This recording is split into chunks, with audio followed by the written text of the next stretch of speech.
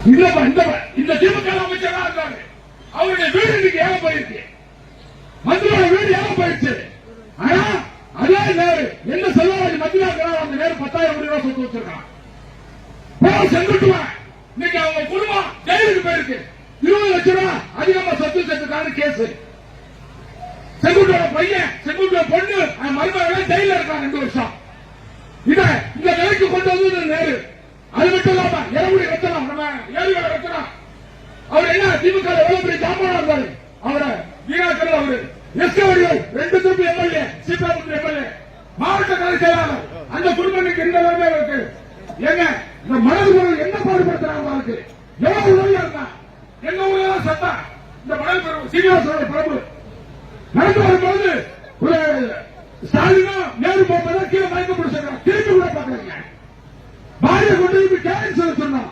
ஒரு நாடாளுமன்ற வேட்பாளர் போன திருப்பாங்க. அந்த பாடியை பார்த்தா கூட ஸ்டாலின் வரல நேரம் இல்ல. அவனுக்காக பின்னாடி கொடுத்து வெக்கப்படல. திமுக காரங்க கேட்கிறேன். நீங்க சோழ மட்டும் தான் திக்கிறீங்களா? திமுக கூட இருக்க மாட்டான். உங்க ஒன்றிய அவனுக்கு செத்து போயிட்டா அவனை பார்த்த கூட யோசிக்கல. நேரு பின்னாடி பிடிச்சிட்டாங்க. வெக்கப்படல. இனிமேல் நேரு பேச்ச தொகுதியில் எவருமே சொல்லக்கூடாது. ஒருத்தர் முத்தராஜா வந்தானா ஒருத்தவங்க நேரு பேரர்கள் முத்தரிக்க கூடாது. அவருக்கு ஓட்டு போடக்கூடாது. அடுத்தது எம்எல்ஏ கண்ணையா அதனால என்ன பாடுபடுத்தா மடல சம்பாதிச்சு அவரை மாநில செயலாளர் ஒரு 2 திருப்பி கலைஞர் கொண்டு வந்து கூட்டம் போட்டான். ஒரு மாநில சொன்ன அவன் செத்து போயிட்டான். அவன் மாவட்டம் செத்து போயிட்டான். இப்படி முத்தராஜா அழிக்கிறதே பிறந்தவன் நேரு. அவனை உடனே கூட இந்த தேர்தல் என்பதை உறுதியாக சொல்லுகிறேன். அடுத்து பாத்தீங்கன்னா முஸ்லிம் சேர்மன் தங்கராசு எவ்வளவு பிறந்தவர். அவர் குடும்பம் இன்னைக்கு தெருவில் நிற்குது.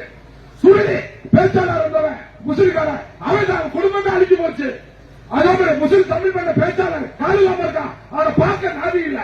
கோட்டூர் முருகேசன் 2 திருப்பு சேர்மனா இருக்கிறான்.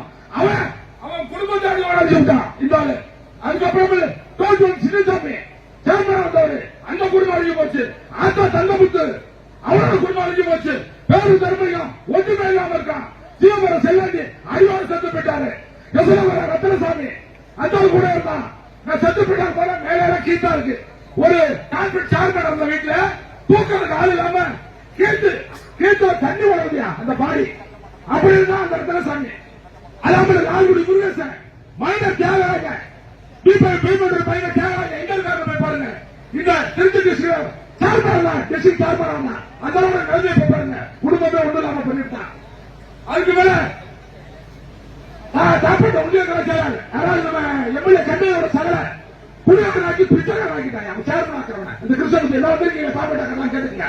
இந்த கட்சி ஒரு கட்சியா இந்த கட்சி பின்னாடி முத்திரையில் இருக்கிறீங்க. வெக்கப்படல ஒரு பேர் திமுக ஊரை ஓட்டு போடக்கூடாது. அடுத்த மாயம் எம்எல்ஏ எங்க அக்கா புருஷன் அந்த எம்எல்ஏ ஒருத்தர் சேர்மனா இருந்தான். ஒண்ணுமே இல்லாம ஓட்டாளி கடைசியில் சேர்த்தான். இப்படி முத்திரை சமாஜத்தை அழிச்ச 15 பேர் லீடர் ஒருத்தம் கூட இல்ல. நேரு மட்டும் எப்ப உறுதியாக என்னைக்கா நினைச்சு பாத்தீங்களா? மந்திரி